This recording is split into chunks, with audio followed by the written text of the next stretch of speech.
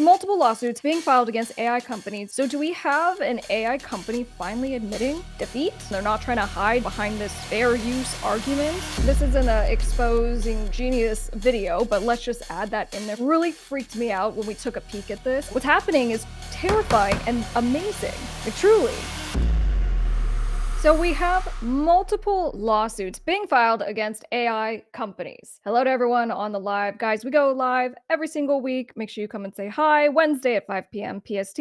So multiple lawsuits being filed against AI companies. Some of them are music AI companies, but some of them are like Anthropic. So think of ChatGPT. We have Anthropic, which owns Claude, and Claude does a very similar thing as ChatGPT. So this was one of the earlier lawsuits where basically the lawsuit is copyright infringement. And what essentially was being argued was that Anthropic, aka Claude, was generating lyrics which otherwise were from other people's songs. And when we say other people, we're talking about companies that actually have money to pay for big lawsuits like this. So being music publishers. So music publishers get together, they sue Anthropic, they say you have violated copyright law, statutory damages, $150,000 times a whole bunch of infringement. We want millions of dollars. Let's go, let's go. So what we have seen with all of these different lawsuits is that the defense that the AI companies are coming up with when they do get caught,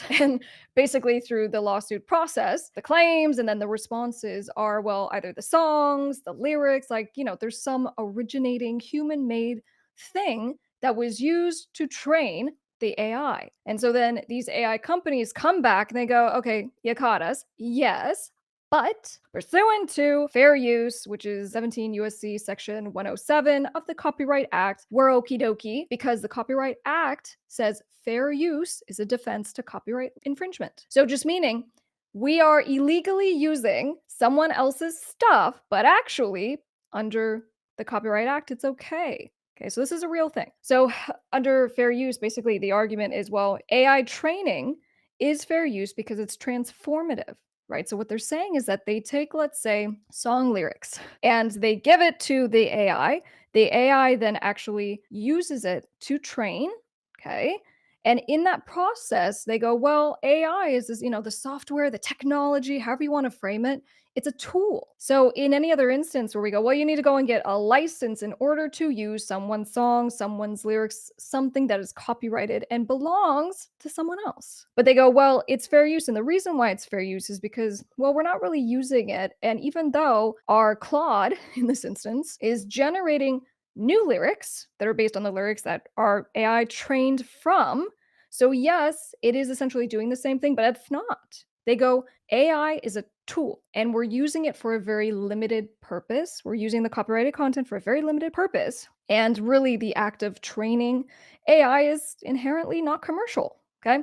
So that's a quick overview. Now, The Verge did a little article, which I thought we would take a peek at. Anthropic reaches deal with music publishers over lyric disputes / music publishers will work with Anthropic to ensure AI guardrails effectively protect lyrics from being infringed. So basically the update is Anthropic has settled some of the claims in the copyright infringement lawsuit. So I'm looking at this, I'm like, oh my gosh. So do we have an AI company finally admitting defeat? Are they admitting this is copyright infringement and they're not trying to hide behind this fair use argument, right? Let's keep reading and just see what's going on. All right, so Anthropic has made a deal to settle parts of a copyright infringement lawsuit brought against the maker of Claude AI model for allegedly distributing protected song lyrics. The agreement was signed off by the U.S. District Judge Umani Lee on Thursday, requiring Anthropic to apply existing guardrails in the training of future AI models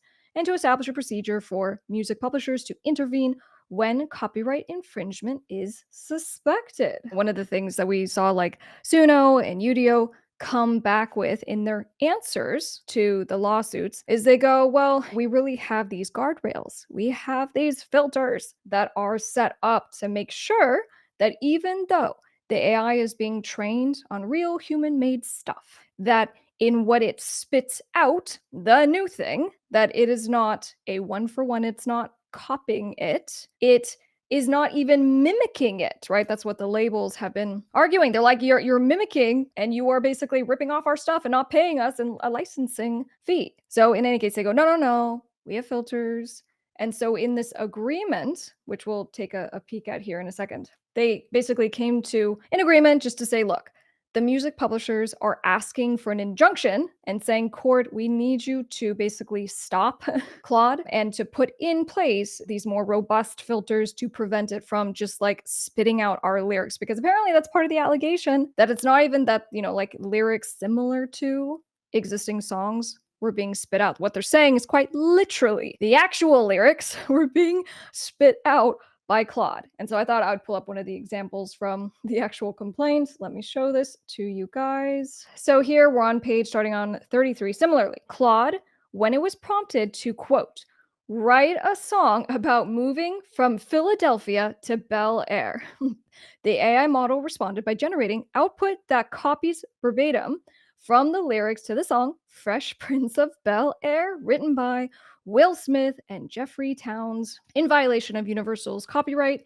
even though the prompt nowhere references the composition, the title, the artist, or the songwriter. Okay, so on the right, they show the Universal lyrics, and then on the left side, we see Claude. So here's a draft song about moving from Philadelphia to Bel Air. Now, this is a story all about how my life got flipped, turned upside down here. I feel like I need to be closer. This is like my moment here. Got turned upside down, and I'd like to take a minute, just sit right there and tell you how I became a prince of a town called Bel Air. Like in West Philadelphia, born and raised on the playground, was where I spend most of my day. I mean, do you see what I'm... So the point that they're making, they go, it was prompted with nothing more than write a song about moving from Philadelphia to Bel Air, and this is what it spit out. All right, and since I just said a couple paragraphs on this live stream, it's fair use for me because I can provide copyrighted lyrics under fair use for commentary, criticism, education. That's what we're doing on this channel. But I was like, you know what? Let's take a peek and see who actually owns this song, because we know Universal is suing. I'm like, does Will Smith still own a portion of the song? And so let me show you guys how to look this up. If you ever need to find out who owns portions of songs, you can find this by going to your performance rights organization. So in the United States, we have CSAC, BMI, ASCAP, and really it's usually BMI or ASCAP, but this is what I found. So over here on the left, we see Willard Smith, Jeffrey Towns, right? So AKA Jazzy Jeff and Will Smith. And then we have Universal here on the right. So they actually do still retain their publishing rights, which is great.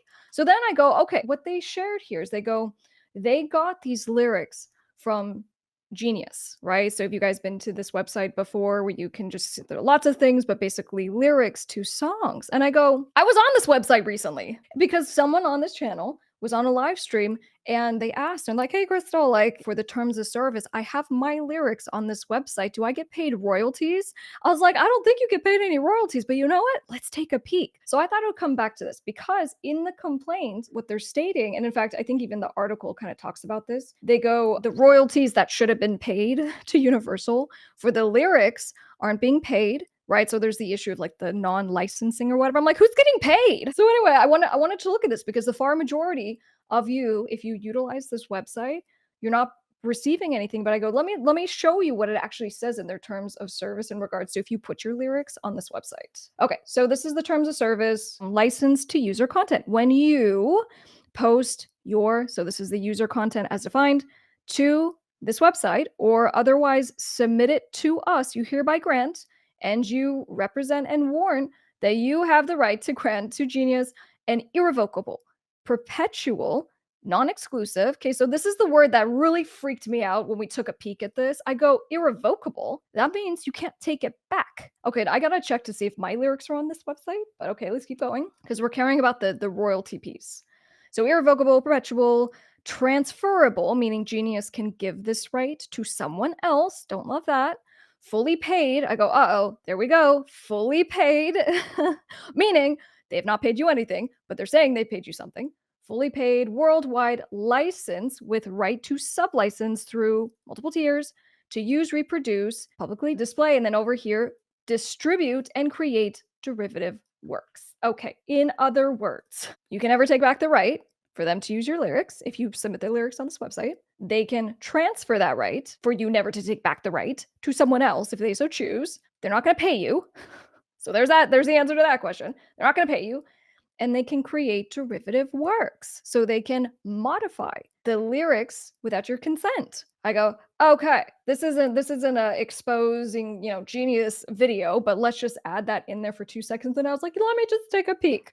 So my music project is Miss Crystal. I'm like, I don't know. Are my lyrics? Has someone on my team? Because I own my own label. I'm like, I don't know. Did we submit something to this website? And I found the answer. And it's not my entire catalog.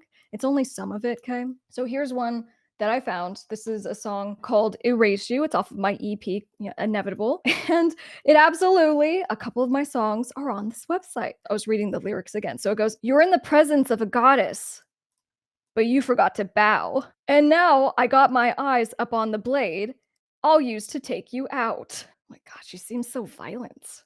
I'm into this chick. So anyway, look, just for you, those of you putting your lyrics on these websites, I just wanted to sidebar really fast about that because you know what? It's just kind of like the question was really good on we're just so excited as independent artists to put our stuff everywhere. We're like, oh, I want to have it on music platforms and streaming and get our lyrics up on these websites so our fans can find our lyrics. And lo and behold, they're like, cool, thanks for the lyrics. Now, are they going to really do something with your lyrics and create derivative works and all that? Well, we know for sure they're not going to pay you. So there's that. So then for the lawsuit, they go, Claude scrubbed through Genius and took the lyrics. And at the bottom of the lyrics, there was copyright management information. Now, this matters because in the realm of infringements that are being alleged, and that can be alleged, one of them has to do with the removal of copyright management information. Let me go back really quick to the article. So it goes on in October of 2023. So the publishers, Universal, Concord,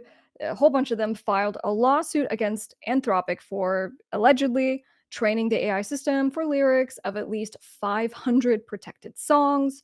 According to the complaint, Claude was prompted for the lyrics for songs like Beyonce's Halo, Mark Ronson's Uptown Funk, Maroon's Five's Moves Like Jagger. The chatbot provided responses that, quote, contain all or significant portions of those lyrics. This is the same thing that's being claimed across the board. One way or another, you went through publicly accessible platforms, right? So with like the music AI companies, they're like, you literally went to Spotify, found a degraded version of a song that's been compressed to death by Spotify, and you used that version to train your AI.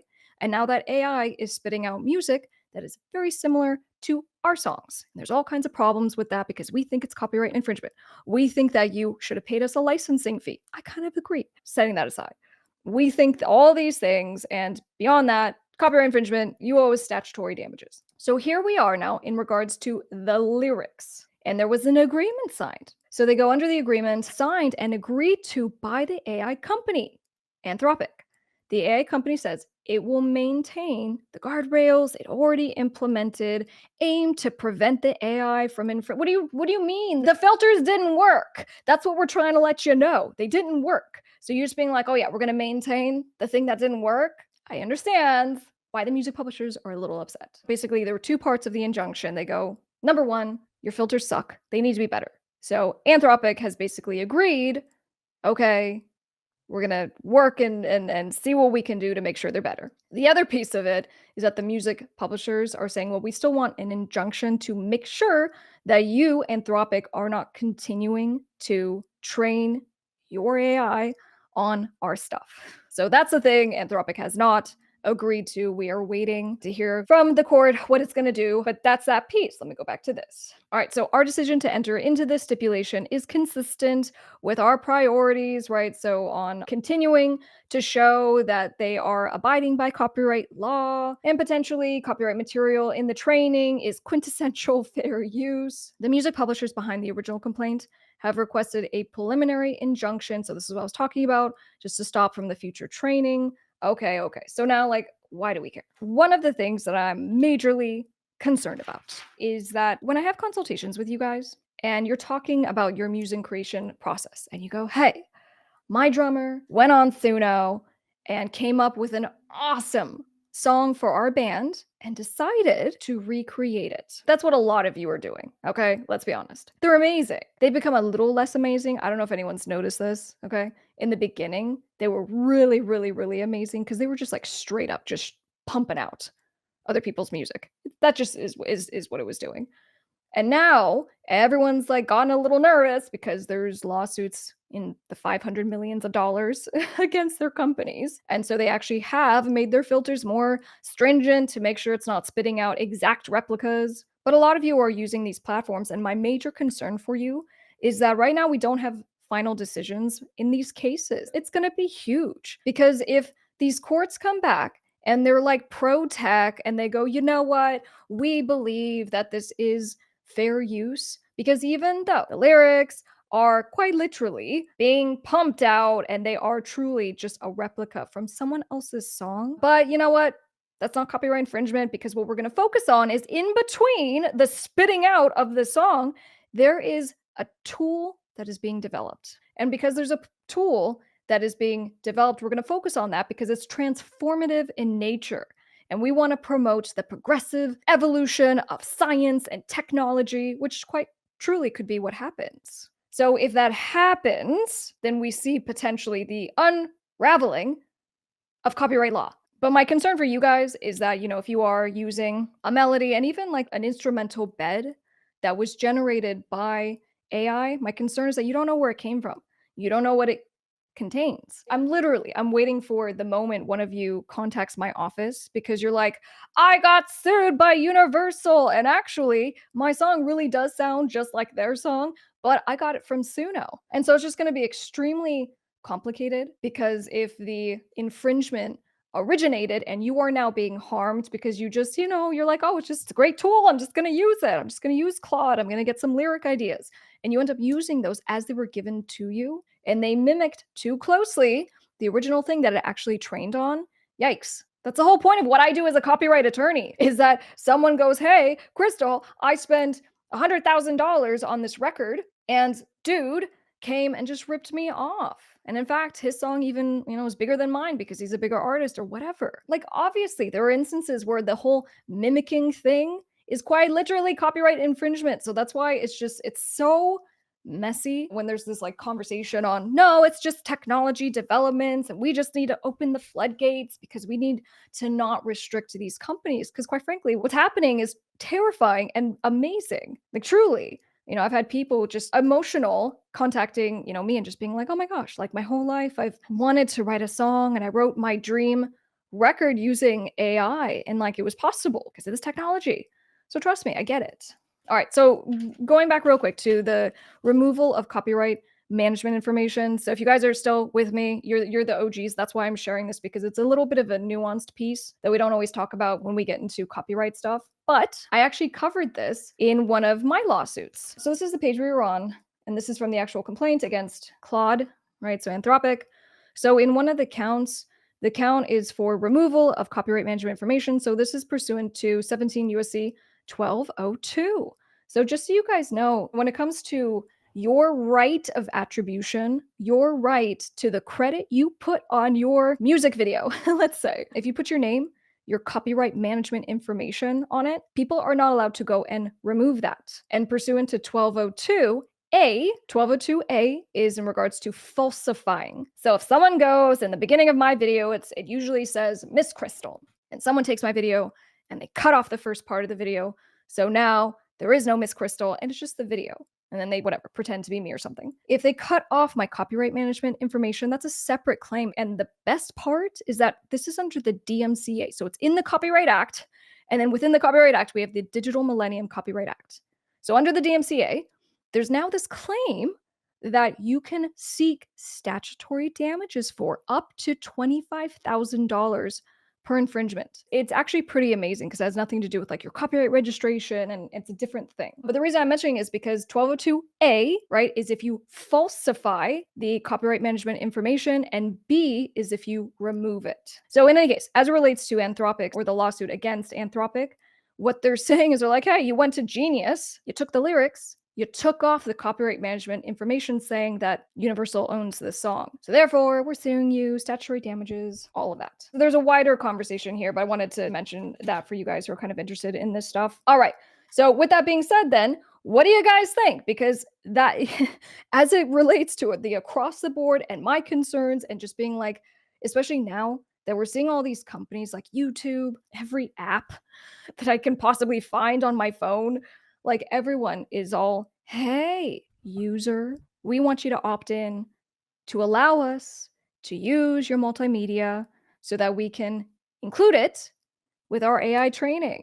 And sometimes they offer you some kind of incentive and they're like, hey, if you do it, we're going to give you this little kickback. You'll be a part of it. It's going to be great. And then, like I covered last time with YouTube, YouTube's just funny. They're not even giving you an incentive. They're like, hey, if you want to be a part of it, give us your videos. I'm like, I just know that if you just give your stuff to AI for its training, it may spit it out somewhere else. And it even says that in the terms of service for some of these companies. You'll be aware.